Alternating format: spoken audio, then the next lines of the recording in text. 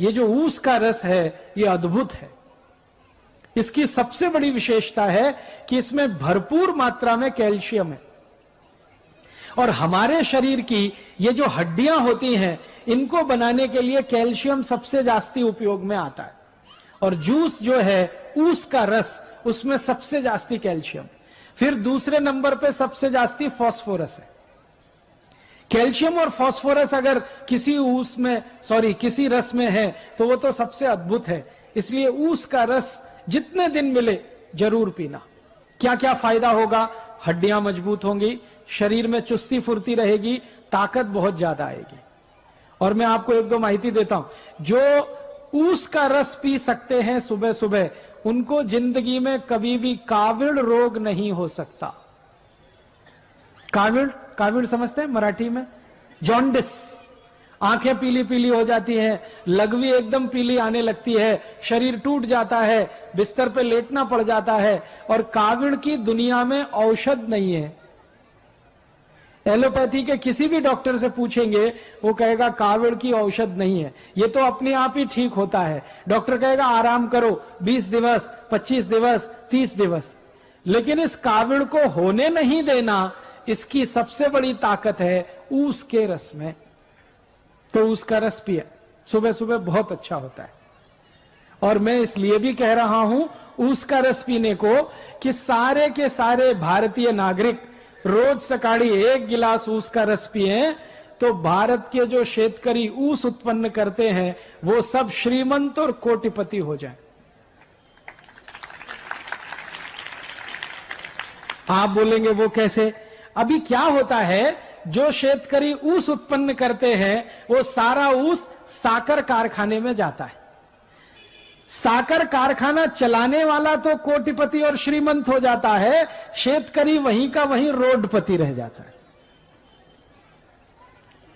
मैंने संपूर्ण भारत का 3 बार प्रवास किया है, उत्तर, दक्षिण, पूरब, पश्चिम।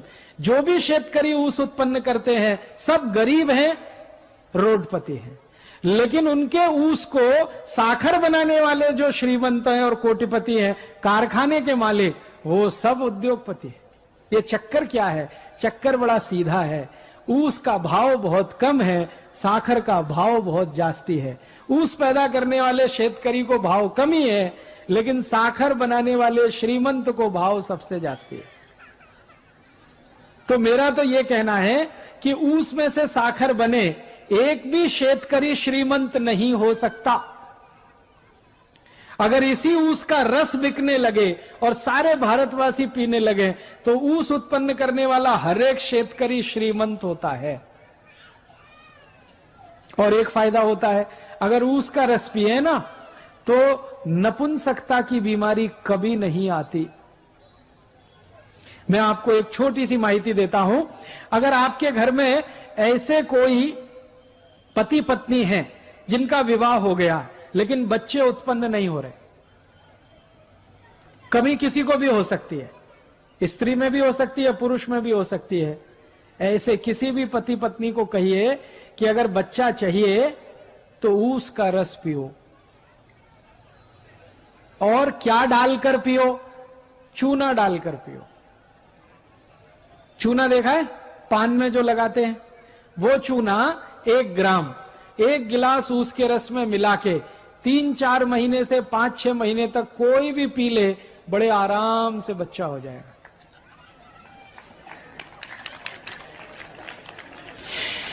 और ऐसी स्थिति में तो सबसे जल्दी बच्चा होगा जब पुरुष के वीर्य में शुक्राणुओं की कमी है और इस कारण से बच्चा नहीं हो रहा है। उनके लिए तो ये अचूक औषध है, ऊस का रस और थोड़ा सा चूना। ये ऊस का रस और चूना दुनिया की सबसे अद्भुत औषध है। आप इसको पी सकते हैं। गुर्गे दुखने का अगर रोग है ना तो भी इसको पी लीजिए, गुर्गा दुखना कम कर देगा। कांधा दुखता है, कमर दुखती है, संधिवात हो गया है, ऊस के रस में चूना मिला के पीजिए, बहुत अद्भुत परिणाम। बार बार काविड़ होता है, ऊस के रस में चूना मिला के पीजिए, और अच्छे परिणाम। नपुंसकता है, शारीरिक कमजोरी है, उसमें भी ये काम करता है। तो मेरा कहना है आयुर्वेद का नियम, सकाळी जेवण नंतर जूस पीने का, तो ऊस का रस सबसे अच्छा। दूसरे नंबर पर संतरे का रस, मौसमी का रस, द्राक्षी का रस, टमाटर का रस, गाजर का रस, और ये जितने भी रस आप पिएंगे सबका पैसा शेतकरी समाज को ही मिलेगा। और शेतकरी समाज को पैसा मिलेगा, शेतकरी समाज श्रीमंत होगा। मेरी आपको एक छोटी सी विनती है, कुछ और रस आते हैं हमारे देश में बोतल में बंद, वो कभी नहीं पीना, वो सब खतरनाक है।